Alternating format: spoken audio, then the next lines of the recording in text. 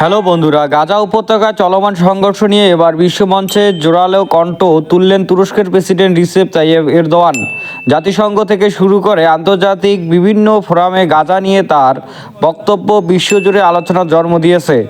আজকে এই ভিডিওতে আমরা জানব গাজা নিয়ে এরদোয়ানের ঠিক কী বলেছিলেন, তুরস্ক সরকারের অবস্থান কী এবং বিশ্ববাসীর প্রতি তার কী বার্তা রয়েছে। চলেন এক ভাষায় জেনে নেই।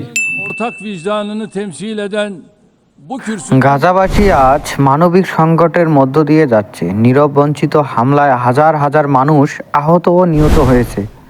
শিশু ও নারী ও বৃদ্ধ কেউ নিরাপদ নয়। এই প্রেক্ষাপটে তুরস্কের প্রেসিডেন্ট এরদোয়ান গাজা নিয়ে আন্তর্জাতিক সম্প্রদায়ের সামনে কড়া ভাষায় কথা বলেন। এরদোয়ান স্পষ্ট করে বলেছেন, গাজার অবলম্বে যুদ্ধবিরোধী কার্যকর করা ছাড়া কোনো বিকল্প নেই। তিনি বলেন, বেসামরিক মানুষের উপর হামলা মানবতার বিরুদ্ধে অপরাধ। এরদোয়ানের মতে যুদ্ধ যত দীর্ঘ হবে ততই সাধারণ মানুষের দুর্ভোগ বাড়বে। এ কারণে আন্তর্জাতিক শক্তিগুলোর দায়িত্ব এখনও পদক্ষেপ নেওয়া।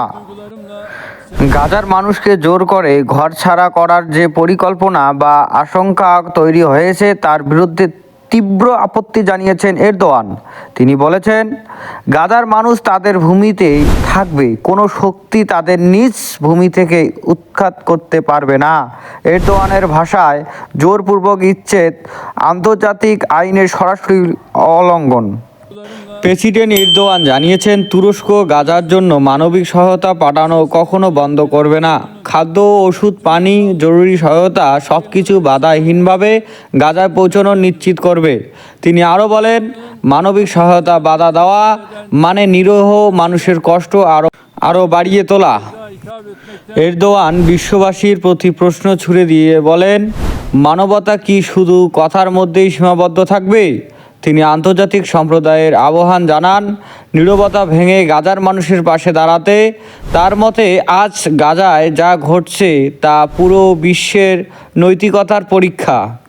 এরদোয়ান বারবার বলেছেন, স্থায়ী শান্তির একমাত্র পথ হলো দুই রাষ্ট্র সমাধান। একটি স্বাধীন ফিলিস্তিন রাষ্ট্র প্রতিষ্ঠা ছাড়া এই অঞ্চলে শান্তি সম্ভব নয় বলে তিনি মত দেন। এরদোয়ান বিশ্ববাসীর প্রতি আহ্বান জানিয়ে বলেন, নীরব না থেকে গাজার মানুষের পাশে দাঁড়াতে হবে। devam edeceğiz.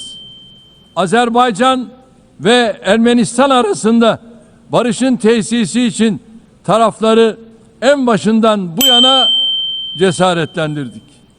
8 Ağustos tarihinde iki ülke arasında kalıcı Gaza নিয়ে তুরস্কের অবস্থান পরিষ্কার ও দৃঢ়। যুদ্ধ নয় শান্তি, ধ্বংস নয় মানবতা। এই ছিল গাজা নিয়ে তুরস্কের প্রেসিডেন্ট রিসেপ তাইয়েপ এরদোয়ানের সম্পূর্ণ বক্তব্য ও অবস্থান। নতুন আপডেট পেতে আমাদের সঙ্গে থাকুন।